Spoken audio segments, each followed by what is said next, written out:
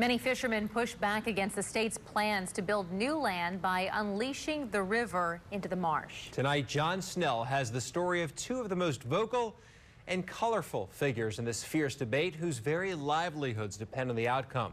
Here is a tale of two fishermen.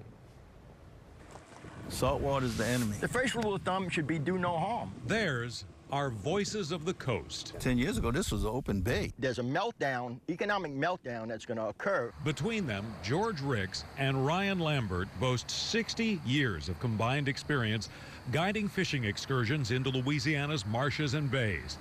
Yet the two charter captains find themselves on opposing sides of the debate over plans to mimic the Mississippi River's land-building powers. Specifically, the state's ambitious and controversial plans to cut holes in the levee and divert mud and sediment into the marsh. The next generations want to see Louisiana like we've seen it.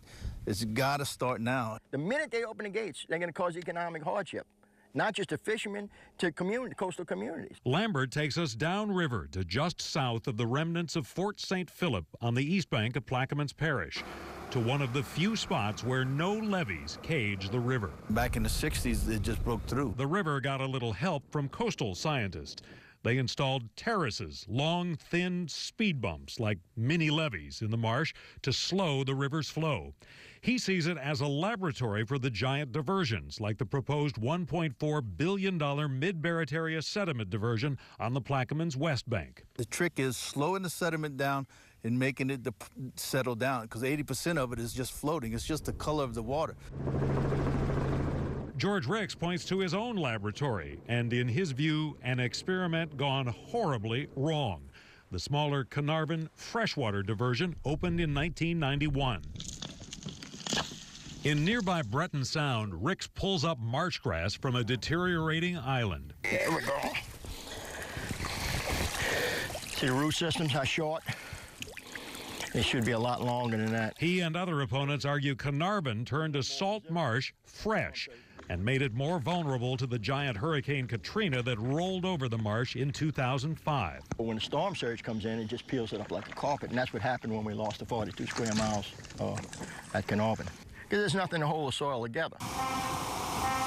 Opponents see economic ruin in the state's plans. They fear fresh, polluted river water pouring into bays would spoil fisheries. You know, they bounced back from Katrina. They bounced back from the BP oil spill. Now we're fighting our own state for our very existence. All the opponents, they always use Carnarvon as a bellwether. That's like going to the doctor when he's closed and you have the flu and say, well, dang, he didn't do nothing for me. Ryan Lambert echoes the findings of UNO scientists who last year found that marsh was healthiest when closest to the river. The problem is we only think about our own lifetime. We don't think about the future and future generations. That's how we got into trouble with the levees. George Ricks and other opponents want faster results. Dredge water bottoms and pump mud and sand to create instant land.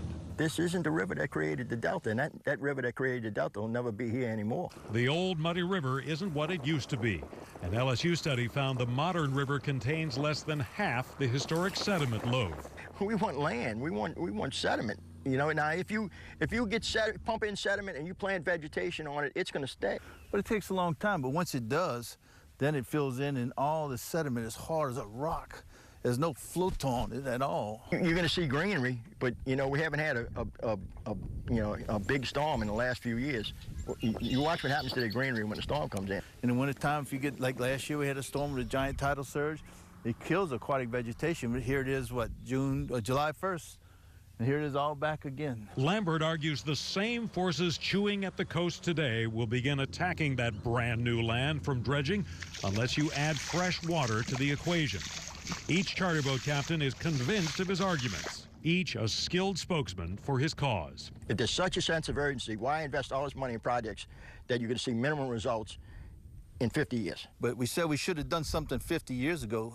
This is the beginning, the first day of our grandchildren and children's 50 years. Think about it. You know, you want to build land with a controlled flood.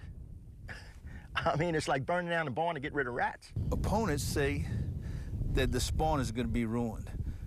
But animals aren't like us. They don't stay in the same house. They're going to move. They're going to find the right conditions in which to spawn. They say that they based the master plan on the best science available, but they're not using all the science. Ricks points to a 9-year study led by the Woods Hole Institution that found fertilizers poured into salt marsh weakened the grasses. On the west side, where there's no diversion and there's no river going into it, I watched the land, 6.3 miles of land, disappear before my very eyes. I watched the fishing collapse. Neither is simply an activist. Lambert organized a $1 million project with Ducks Unlimited to install more terraces in a nearby bay aimed at building 2,500 acres. I pestered Ducks Unlimited to death. Ricks was actively involved in helping Chalmette High School students grow mangroves they planted in the marsh. Another hurricane and this island won't be here. And he believes opposition to the diversions convinced the state to downsize from earlier plans for an even larger project. Sometimes I feel like I'm hunting bear with a BB gun, but somebody's got to keep fighting. We can no longer maintain the water in Louisiana for special interest groups such as oysters, shrimp, even myself, charter captains. We have to maintain the water for all the people in Louisiana. Stay tuned to this tale of two fishermen fighting for their cause. John Snell, Fox 8 News.